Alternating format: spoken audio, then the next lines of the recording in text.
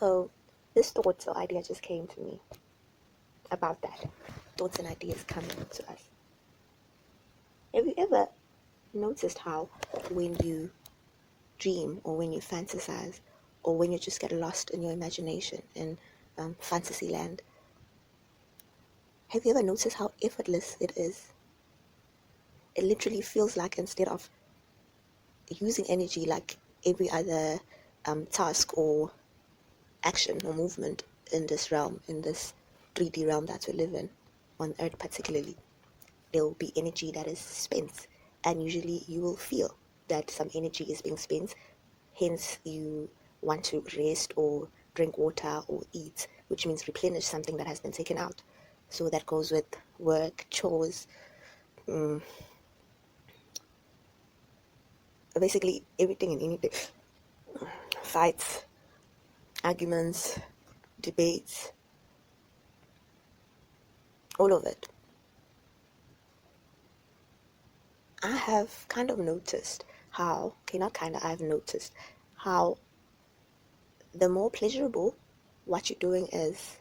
I'm not talking about intercourse here because that is a different case. The more pleasurable or the more you enjoy what you're doing, or you're doing something that almost comes natural to you, the less energy is spent. In fact, you can do it for longer, or you can, without having to force yourself or having someone at your back saying you must do this, that particular activity you can do the whole day and not even feel the time going, and not while you're doing it not feel the energy going also. Maybe afterwards you could feel a bit tired and you realize, okay, maybe I worked or I did that for long. For example, artists, when a painter is busy painting, they inspired, they in their own world, they time, space, judgment, other people's opinions, whatever happened in during the day, that person that saw at you, that one that judged you without knowing you, that one that just wants to always take your peace, even no matter how much you try to avoid them, the one who's threatened also by you, but you are not doing anything purposely to threaten them. It's basically in their head, but they try to take it out on you the whole time. Okay, so all of those things, they take some of your energy. Even if you're not responding, you just stay experiencing it, you feel drained. But when it's something that you love, all of that just disappears for that moment in time. It does not exist. It goes to the point where even the actual physical room that you are in becomes blurry. I'm not talking about if you're dizzy or if you're medicated or no, you are sober minded. You had enough sleep. There's nothing that could make you delirious or intoxicated. But now you are painting this painting, or you are drawing this drawing, or designing that dress if you're a fashion designer, or writing that song if you're a songwriter and singer, or writing that book. You're there, you're engrossed in it. Time goes, you don't even notice the sun setting. The only thing that would trigger you remembering, okay, oh yeah, there's something called the dark, is the fact that you start not to see what you're doing. And that's if your passion or what you're doing is something physical that you can see on the outside. Because other creative beings don't even have to use their eyes, their physical eyes. In fact, closing their eyes makes them get into that world that they are co-creating with the Most High at that time. So, dreams and fantasies, we are wanted to get to. If you're dreaming at night, you're not conscious. Your frontal cortex is resting. However, your limbic system, which is the primitive brain that keeps you alive, the one that even we share with animals and primates and all of that, it continues working. And your endocrine system, the glands that secrete hormones, they have to continue working because they are also part of digestion, they're part of mood regulation, blood pressure regulation. They're part of a whole lot of systems in the body, Although they're mostly known for emotions, them being involved in emotions. When you say, this person's hormones are up or it's the hormones again, people immediately assume, oh, okay, either they are PMSing if they're women, so that's why they're moody, or if they're male or any gender, when somebody says something about hormones of that person, they immediately go to probably their mood, or they extra happy, or they extra sad, or they extra angry. Yes, they work day. They're famous for working day. But scientifically, or no, in physiology and anatomy, where they are placed in the body, because there's like a lot of different areas they're placed. They're almost along the whole spine, and different areas and distances from the spine. They will be glands. They for different they secrete chemicals or messengers or neurotransmitters. So these messengers are like the ones that they created within the gland, and they are secreted by the gland and controlled by the gland of how much is needed when. For the gland to do that, the message has to come from the higher senses, which is the brain. And so what will be regulating that would be the limbic system, because it continues working. So the frontal cortex, which is the neocortex, the newest brains that Homo sapiens acquired, which actually is mostly what distinguishes us from the other animal species. Because in DNA, it's very small percentage that differentiates or distinguishes us from the animal kingdom. Because when we see the other primates, baboons and monkeys, their DNA is almost identical to us. It's just a small part that is different. So we can't say it's DNA that mostly separates us.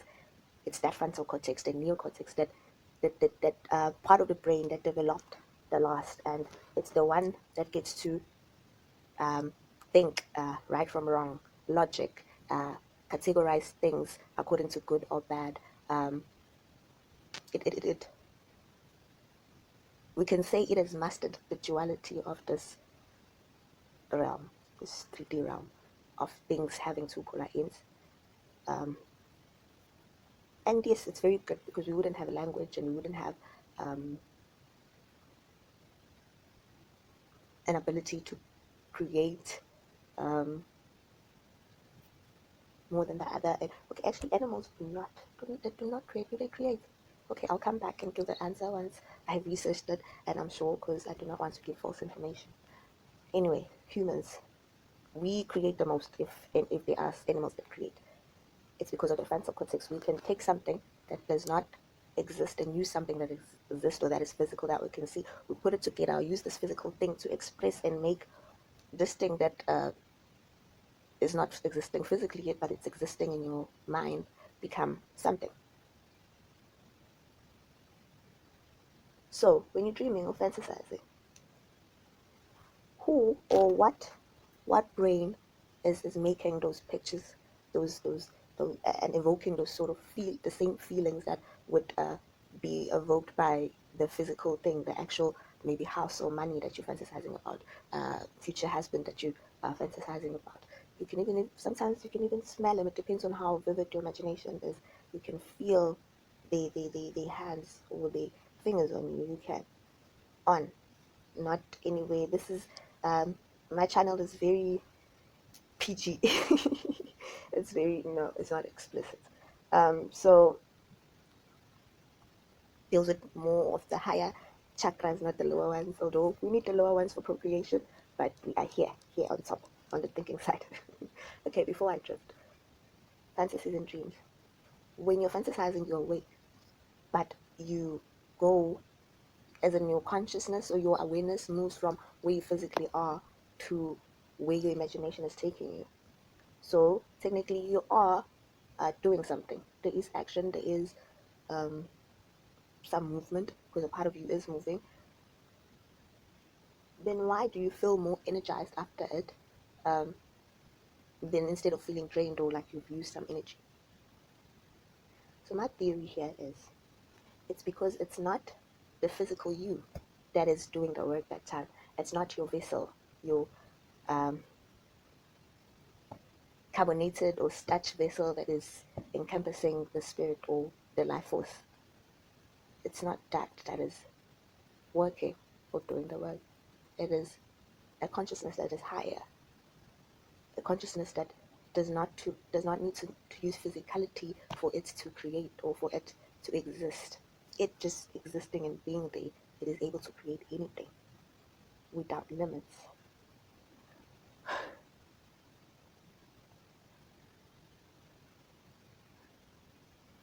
So what I'm saying is, your dreams and your fantasies, they seem big or impossible, not because they are big or impossible, but because now you awake and that avatar, that body, the physical body of yours, that new, very small and young brain of yours, the frontal cortex, because in evolution it's very young, but it thinks it knows more than the older parts, including the pineal gland, which has been there forever, and which is like the master gland because it secretes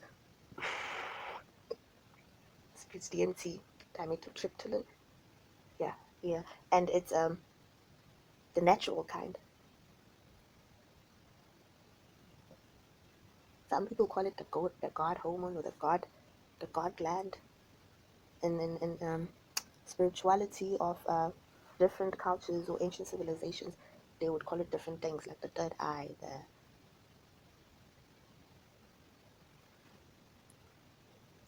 the sacral chakra. Is it sacral or because the crown is right on top of your head? This will be the third eye chakra.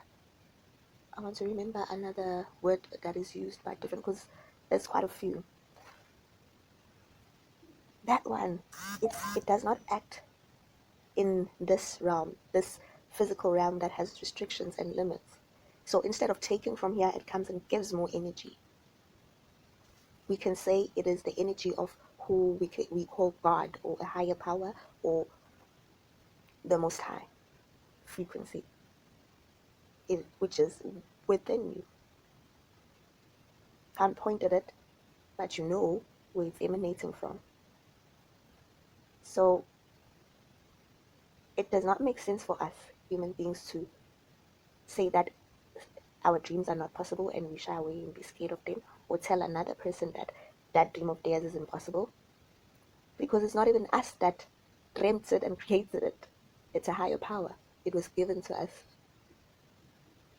If it was us that created it or that gave it to ourselves, then we wouldn't have thought of something that we know we cannot accomplish, that we sure we cannot accomplish. It would have been something that we can do with our hands and everything. But now the fact that it's so bizarre and it shocks you even just thinking about it means that it does not come from you. It comes from a higher power. And by that power being a higher power, it means it knows more than you, don't you think? So let's stop shutting down God's ideas that He keeps giving us, that we now call dreams and fantasies. If it feels right, if it feels natural, if it gives you more energy than takes the energy, then it is given to you, it is yours. It's God saying, pursue it.